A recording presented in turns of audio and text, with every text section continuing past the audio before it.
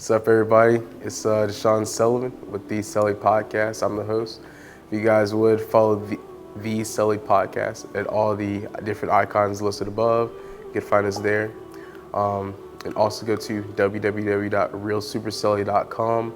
At realsupersully.com, you can find me, and you can also buy different indicator and TASB necklaces, bracelets, and different items. All the proceeds do go back to Sadaqah Jariyah in places like Palestine, Sudan, Congo, Armenia, and different places where lives are being affected in real time. Today with me, I do have a co-host, a guest, Amir Mobarak. This dude's been one of my homeboys for a minute now. Very glad to have him on the podcast today because we're going to be speaking more in depth about Palestine and that entire situation, in his personal experience and what he does know, being a Palestinian, about everything. And so to go ahead and start today, can you just provide some historical context on the whole Palestinian and Israeli conflict and how that is? For sure. So there is a lot of historical context to go into, and this conflict goes back generations. I mean, this goes back to even the 1930s.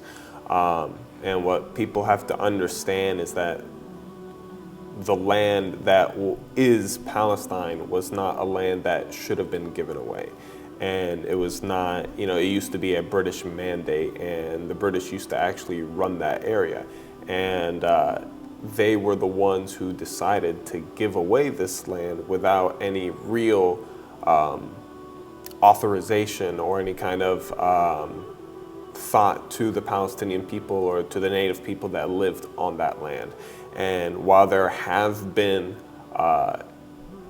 resolutions that were come up to try to peacefully divide up the land, they never really stuck. And people always say that it's on the Palestinian side to be the ones to accept all of these treaties or agreements or contracts or whatever. But the way that I look at it is if I lived in a neighborhood and the HOA came in and said, hey, we're actually going to divvy up your house, 40% of it is going to go to you, and then 60% is going to go to these new people, you wouldn't accept that deal either. Right? No. Even if it was 80%, 90%, 95%, that's not a deal that I would take if this is my home and I've been here for generations. And it's part of the reason why it hasn't worked out as a one-state solution. And this will continue to go on until there is some kind of peaceful resolution. Now, I'm not a historian or some kind of political figure. I don't know what that solution may be. I'm obviously going to be a little biased that I think there should be a one-state solution, and that one-state solution should be Palestine to the original land to the from the river to the sea, and that's my personal belief on it. But from a historical perspective, there's always going to be battles between political regimes on either side, and it will continue to do so, I believe. For sure. Yeah, I mean, you honestly said it perfectly. Like, if somebody were to come into my home and tell me, even a grain of salt, like 5% of my household goes to somebody else that I've never seen before, I have zero clue like who they are, why they're here. They just come in one day. Apparently, they have 5% of my household. Of course, I wouldn't take care of that. Of course, I wouldn't just take that. I would take care of that issue. I wouldn't just take that on like as a slap on the wrist. 100%. You know what I mean? And what's really crazy about it is that it's not only just like a 5% and then we're keeping that. It's the settlements that are continuing to take place. And to bridge off of that one example, imagine they're like, okay, we're going to give this family 5%, and then that family comes in, they go into your house, and then they continue to take more and more and more rooms inside of your home. And then guess what? Now they want to invite family and they want to invite friends. Well, what happens when there's no more room left for them? And then they start killing people in your own home. Yeah. That's essentially what's going on over there. Is these settlements, they're kicking people out of their homes, people who have lived in those homes for generations, and they are, I mean, just look at the entire birthright program. Like my grandmother, who was born and raised in Palestine, is not able to go and live there. She's not. She has no citizenship.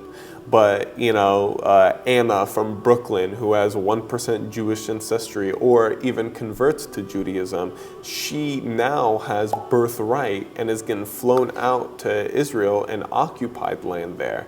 And not only that, but they're kicking people out of their homes to give to these settlers.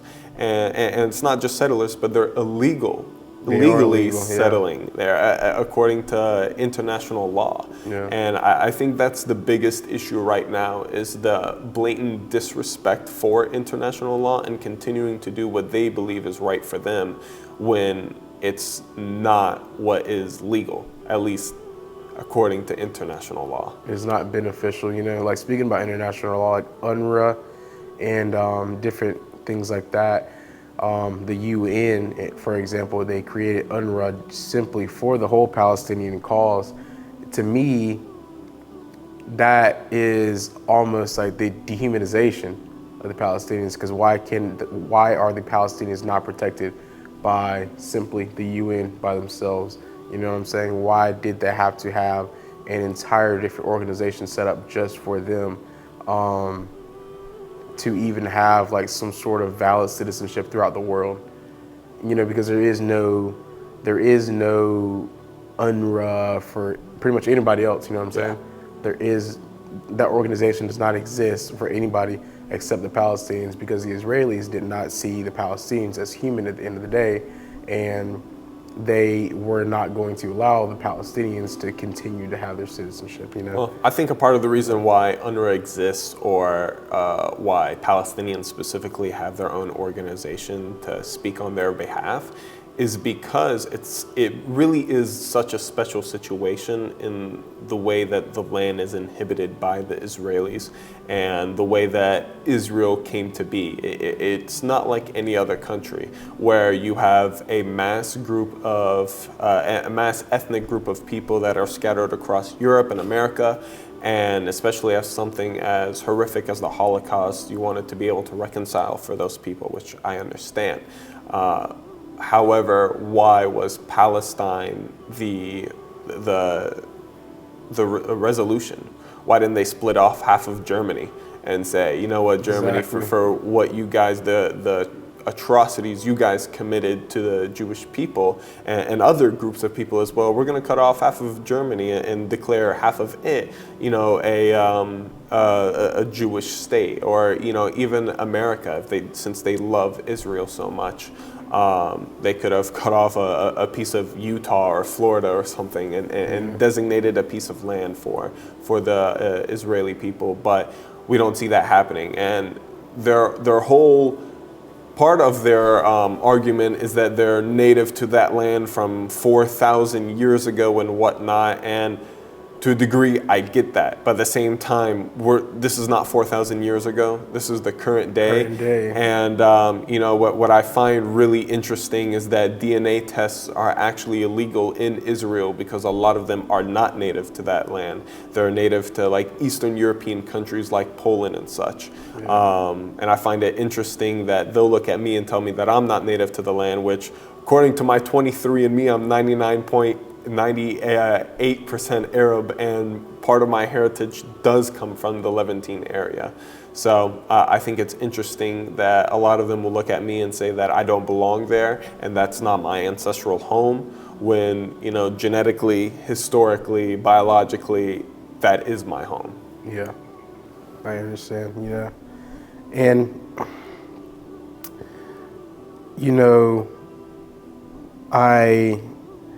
I know that we did, speak about like a lot of the international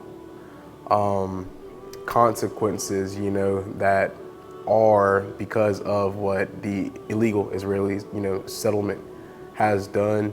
But can you elaborate on some of the challenges that the people there in Palestine do face current day? Because we always hear about the bombings and we hear about the the IDF, going crazy, Yeah. but we don't really know much else about outside of, the bombings and the starvation. Cool. You know. So yeah, I can break this down into two groups, Gaza and the West Bank. Now, I'm from the West Bank. My family's from a small city right outside of Ramallah called Bira, and Betin. That's where both of either side of my families come from. And what I can tell you about Gaza, first off, is that there was an entire blockade on Gaza, right? There is a naval blockade, a land blockade, a air blockade. So it's not like these people have any kind of help internationally or internally. They can't leave with ease. And there's all kinds of restrictions on them to be able to do what they want, when they want, how they want, wherever they want. And the Israeli argument is that, yeah, they pulled out in 2005, and we're talking about people literally in like military occupants inside of Gaza, but you still have a border and you are surrounding Gaza and restricting them from what they're able to do. And everything that is going on in Gaza is really out on display if you go and look for it on the news. Yeah. But what I want to speak about is the West Bank, because that's where I'm from and that's where I can speak of personal experience. Yeah. I can't tell you the amount of times to get to and from just 3 blocks away, how many checkpoints you have to go for, to even go inside of your own city, to go pray at the Al-Aqsa Mosque. There's all kinds of things going on to restrict you and your movements and just the ability to go and live life. And if you're someone like me who is a Palestinian American and you do want to go and visit, I'm not even allowed to fly into Tel Aviv directly. I actually have to fly into Amman, Jordan, and I have to bus all the way in, stopping at multiple checkpoints, versus someone like you who has an American citizenship. Yeah. You can just fly into Tel Aviv and go from wherever you want from there, which I think is absolutely ridiculous that I, as someone who has heritage to that land, am not able to go in there directly. I have to take all these back routes to get in there, and it is a very lengthy process, and I believe that they do that to deter people from coming back home, to deter people from coming to visit and to stay away and stay out of their land. And not only that, but what the Israelis actually do in places like Gaza as well, they calorie count. They only allow a certain amount of food and water into that land, just enough to sustain you, but not enough to allow you to flourish. Yeah. And they also do stuff like they restrict coffee, they restrict wedding dresses for women who do want to get married and whatnot, and all these imports and exports into the land. Yeah, they'll say that there are Arabs who live inside the Israeli borders. However, they are looked at so differently, and not only that, but for example, there was a woman who posted a pro-Palestinian post on Facebook, and the IDF came knocking at her door to arrest her. And not only that, and let's talk about arrest. The children in Palestine are arrested and convicted at a 98% rate. And we're talking about people that are under the age of 18. And not only are they convicted, but they're convicted without any due process. And sometimes they're just held in these prisons, and they are tortured, they are raped, they are beaten. The atrocities that are committed to these people in prison are absolutely insane. And it really is. And a lot of these people are being held without due process. And that's part of Hamas's negotiations to release these people from prison and whatnot, because they were being held illegally and without right. And when these people were released, Israel told them, if we even see anybody celebrate, your own family, you can't even get excited that your children and your cousins and your brothers and your sisters and whoever come home, you can't even get excited. You can't pass out candy. They were going to fine people for passing out candy in celebration of their family members and friends coming home out of prison for a crime they didn't commit. Yes, which is very similar to the whole situation here. With like obviously the disproportionate crime rate with Black Americans and getting arrested. And the but to speak on Palestinians that- recognize that. Yeah, and the matter of fact, there is multiple BLM protests and activists, from Palestine because they do recognize the dual,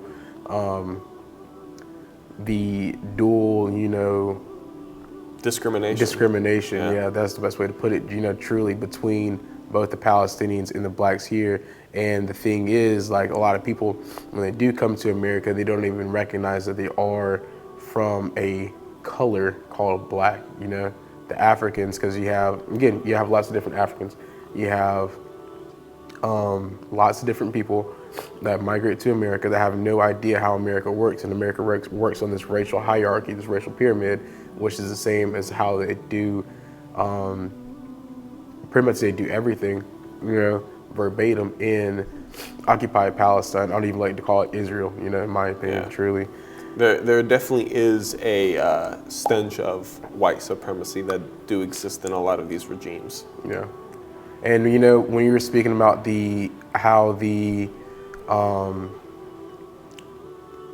do just really quick, I kind of want to leave off here, like how you were speaking about the imprisonment, between the Hamas hostages, those captives, and the Israeli hostages and those captives, like the Palestinians that get imprisoned by Israel and the IDF, and what they do is not even in comparison to the well treatment that the Israelis receive from Hamas and different places like that and different people like that. And those hostages, because that's the main thing that people are like, bring them home. But the Israeli hostages in these Hamas prisons, they're treated exceptionally well and are actually glad to be there, to a certain extent, versus people that come from the IDF, prisons, and those camps. I mean, it pretty much is verbatim the Holocaust. Yeah, like kids are getting beaten, women are getting raped. You got all sorts of things. Yeah, no, it definitely is a huge difference to see the treatment of prisoners or hostages, whatever you want to call them, occupants, on either side. Which I find it funny that Israel's whole marketing campaign, because that's what it is, bring the fathers home. I mean, we even saw it on the NFL Super Bowl ads, which I think is insane to have a foreign country being represented like that in an ad. I've never seen an occupier being able to shell out $20 million for an advertisement for a football game, or a victim, should I say, as they like to call themselves. But if we look at the hostages that were held by Hamas, first we got to understand that these attacks on October 7th didn't just happen in a vacuum.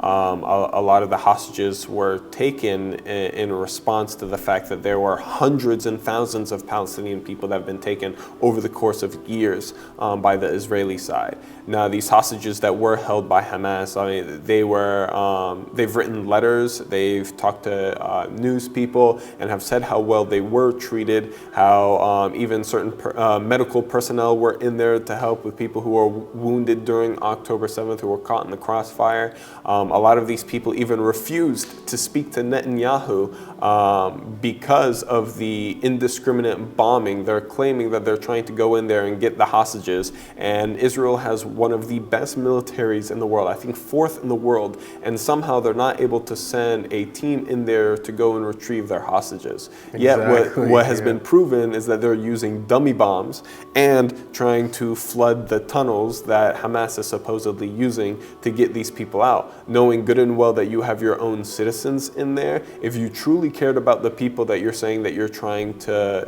get back and save, you wouldn't bomb a school just because there's a school shooter in there.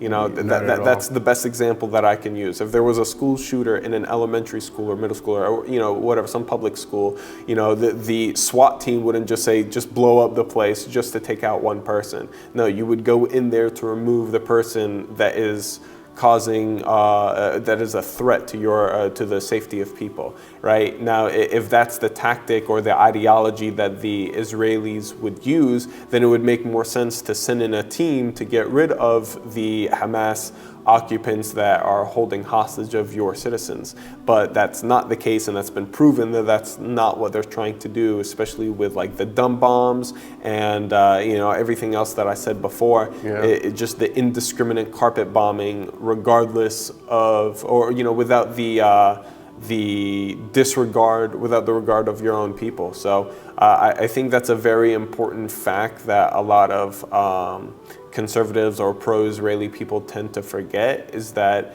they're not doing everything that they can to get out. And look at the death toll. 30,000 people have died during this. As Piers Morgan says, what is a proportional response? And I don't know what a proportional response be, but what I can tell you is that 30,000 innocent men, women, and children is not a proportional response. Not at all. Where over half of the population of this land are children and considered under the age of 18. I think that is 1,000% the wrong way to go about it. 100%. And like, this is the last thing I'll really say, is that even to the Israeli argument about being anti-Hamas, I just want to, again, put it out there that Hamas was a organization created by Israel to overthrow the Palestinian Authority. So once the Palestinian Authority was overthrown, Hamas now took over, what was left of Palestine. And people, because Hamas was more of a religious organization at first, and then people, they gravitated more towards, the Palestinian people, a lot of them gravitated more towards Hamas. And once the Palestinian Authority was out of the way, essentially Israel created their own problem that they're trying to fight. So therefore, everything that they're trying to fight, they have created. Just like how the US, created the Taliban or Al-Qaeda or ISIS and all these different groups, and they say that Hamas is the bad guys and all these different things. Now, I've always been opposed to, ISIS and things like that. But when it comes to Hamas, that's an entirely different group. You can't rope them into some type of organization, or the Houthis. You can't rope them into an entire organization and be like, you guys are terrorists, when America, literally around the world, is considered a terrorist organization. So I'll say this then, because I know we're on a clock. But Netanyahu has been proven to financially fund Hamas. And what I tell people about October 7th or whatever is that if you have a area of land, 65 kilometers, that is completely shut off to the outside world, where nothing gets in or out without Israeli approval, how are they getting all this kind of weaponry in there to be able to, do all this kind of destruction or attacks or whatever? That's number one. Number two, I'm gonna, Bassem Youssef said it best, is that a terrorist organization by design terrorizes, yes. Right? We saw ISIS and Al-Qaeda, they would strap on GoPros and go out and kill and burn people and whatnot, and that's horrible. Burn people in the cages, and that is by design what a terrorist organization does, but that's not what Hamas has been doing. And there have been debates whether people consider them a terrorist organization or freedom fighters or a political group or whatever. And put politics aside, and I'm going to look at the camera when I say this. Imagine that you are a 5-year-old child and you just watched your house get destroyed, your family killed, friends decimated, food, you're being starved, and you have a group of people telling you that they are fighting for you. You are going to look at those guys as the good guys. You're going to look at the people who are decimating your homeland, your family, your lineage, and say those are the bad guys. And as a 5-year-old, 10-year-old, 15-year-old, all you're going to be thinking about is, I need to avenge my family. And you can't tell me that these grown men and women who are sitting here and criticizing and ridiculing an organization like Hamas, and you can't tell me that if somebody came into your home and killed your entire family, you wouldn't go on a war path. You wouldn't, right or wrong. What had happened to them are things that we cannot understand. So if you want to stop Hamas, bombing 30,000 innocent people is not the resolution. You got to look at the root cause, right? When you have fertility issues, you're not just going to say, oh, it's just something going. There are root causes to issues. These root causes are end the siege on Gaza, end the occupation of the West Bank, allow people to live their lives how they want to live their lives, give people rights, don't starve them, give them clean water.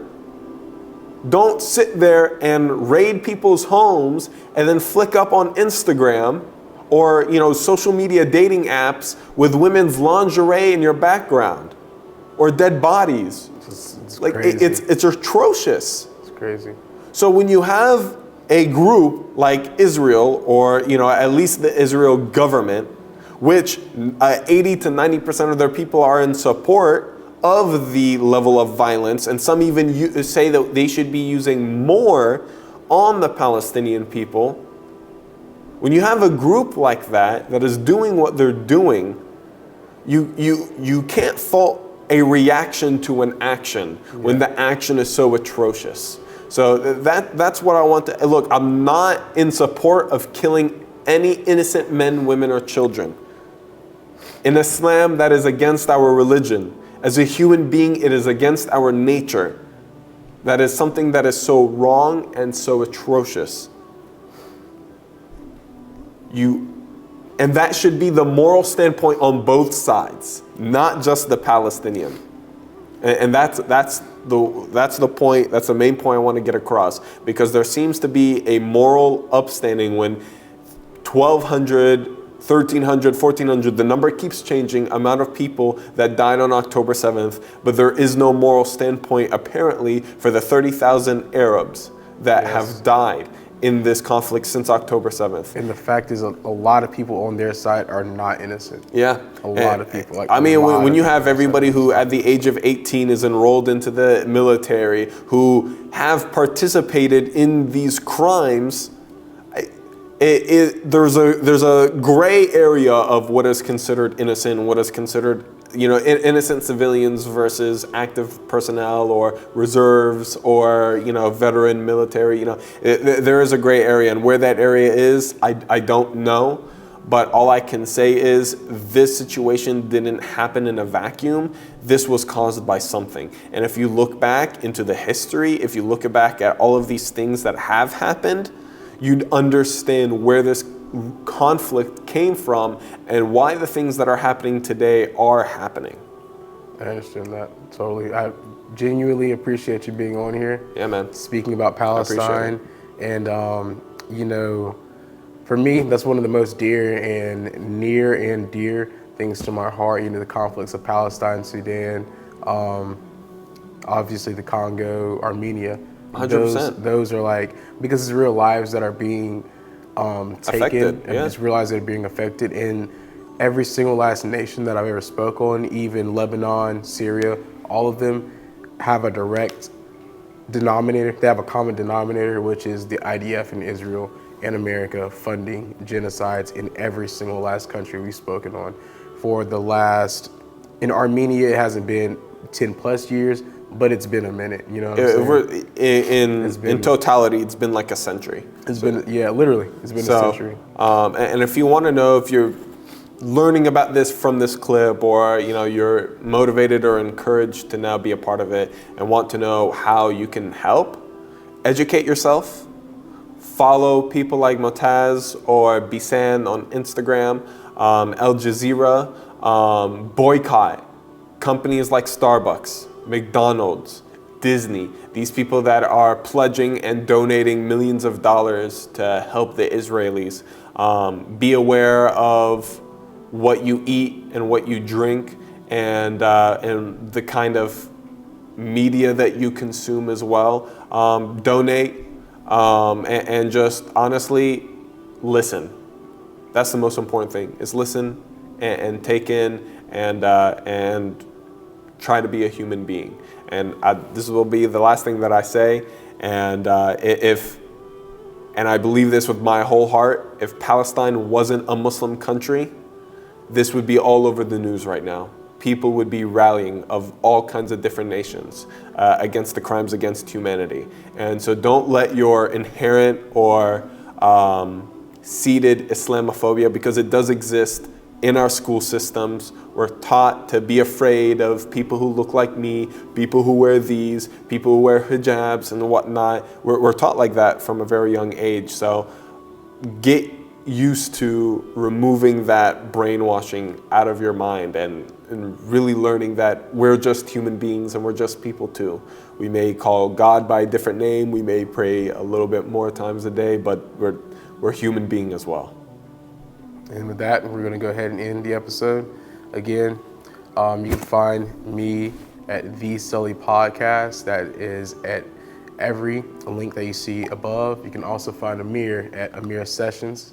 And he has his own podcast. He's going to be kicking back up here soon, Lord willing. And I hope you guys have a blessed day. Don't forget to go to www.realsupersully.com and buy the tasbih braids, the necklaces, the bracelets, and different things that we have. Again, all of the proceeds are going to Sadaqah Jariyah, to every single country that I've listed: Palestine, Lebanon, Sudan, Syria, Congo, Armenia. And again, I hope you guys have a blessed day. We'll end that. Peace.